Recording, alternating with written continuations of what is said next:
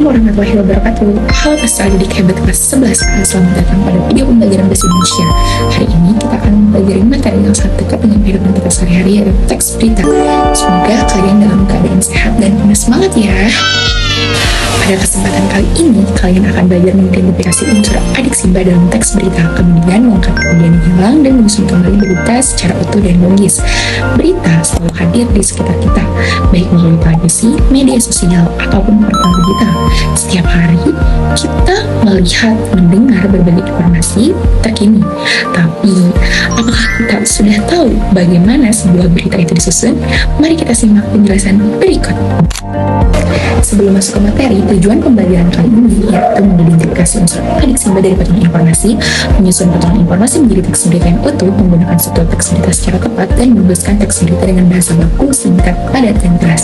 Nah, sebelum masuk ke pematerian, silahkan anak-anak untuk scan barcode di sebelah sini untuk mengisi asesmen awal. Mari kita masuk ke materi. Yang pertama ada pengertian dari teks berita. Teks berita adalah teks yang berisi akan suatu peristiwa atau kejadian aktual, penting, dan menarik untuk diketahui masyarakat. Berita disampaikan secara faktual berdasarkan kenyataan yang benar-benar terjadi, bukan hanya opini penulis. Tujuan dari teks berita adalah memberikan informasi yang jelas, akurat, dan mudah dipahami pembaca atau pendengar. Selanjutnya ada ciri-ciri dari teks berita. Yang pertama, bersifat aktual. Yang kedua, bersifat faktual. Yang ketiga, penting dan menarik. Yang keempat, bahasanya baku dan komunikatif. Yang kelima, memenuhi unsur adik Simba. Dan yang keenam, disajikan secara sistematis. Selanjutnya ada struktur teks berita yang berisi judul, kepala berita, tubuh berita, dan yang terakhir adanya ekor berita.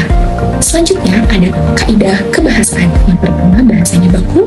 Yang kedua, kata kerja material. Yang ketiga, kondisi temporal dan kausalitas.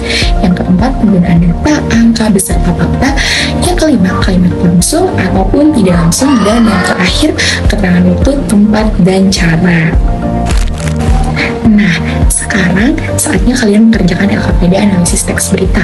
Identifikasikan unsur adik Simba, kemudian susun ulang berita menjadi teks yang lengkap dan logis.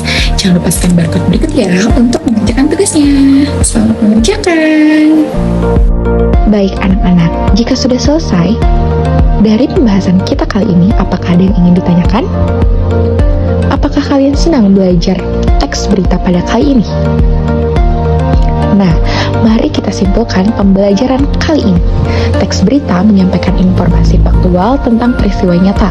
Struktur teks berita terdiri dari judul, headline, tubuh berita, dan ekor berita. Penyusunan berita harus memperhatikan unsur adik Simba, yaitu apa, siapa, kapan, di mana, mengapa, bagaimana.